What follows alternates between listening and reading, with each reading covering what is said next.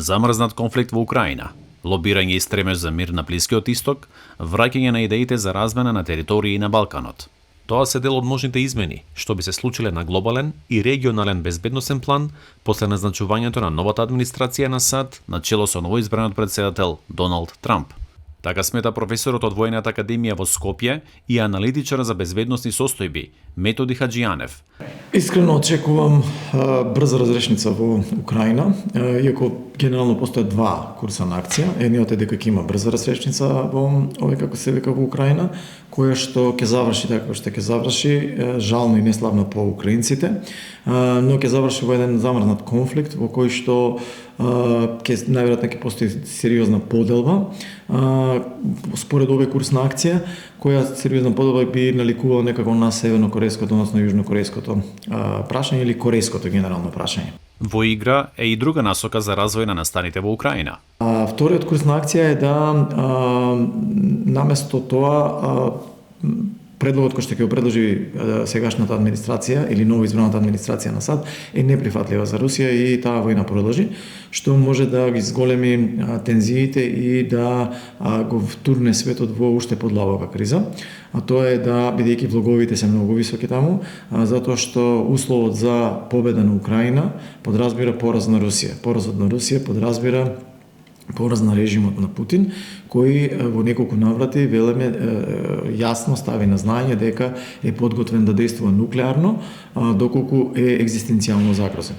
Сепак, професорот укажува дека македонските власти треба да се подготват за вклучување во постконфликтниот период во Украина. Ке треба да се учествува во тој дел и во тоа постконфликтно градење на Украина, односно менаџирање на тој замрзнат конфликт, што значи дека ќе има чување на мир, а не наметнување на мир.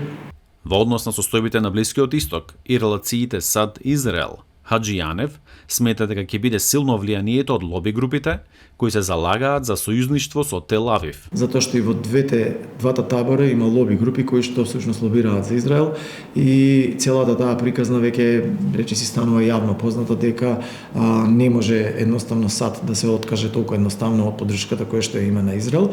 Но позицијата на САД во однос на тамошниот конфликт би била во релација правенствено со потребите на американските граѓани. Да стави мир во овој како се вика на конфликтите, каде што според него има непотребни трошоци. Второ, да го реши прашањето со Блискиот Исток, заради тоа што со тоа ќе треба да ја купи енергетската стабилност, која што се уште и покри тоа што вели дека САД има најмногу нафта и не лаже за тоа.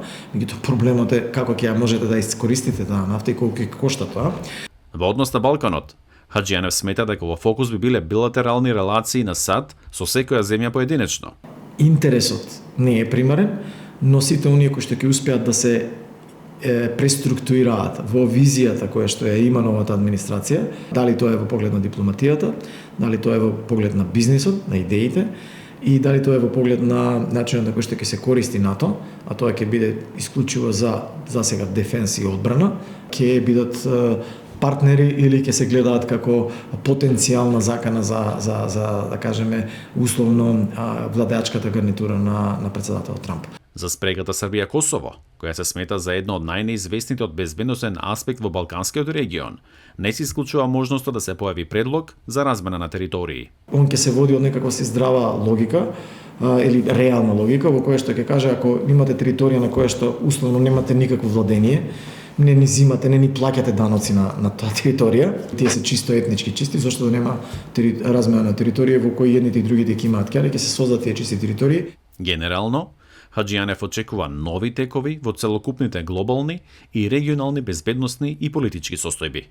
Затоа реков, он е бизнис ориентед и тој бизнис ориентед, колку и да не ни се допаѓа, е можеби новото нормално на кое што ќе треба да се навикнеме и нормално кој е тој кој што ги има ја има моќта да мобилизира ресурси, да ја контролира информацијата, да напредува во дигиталната технологија, тоа е тој кој што ќе формира новата реалност или новото нормално. За Гласот на Америка, Тоше Огњанов.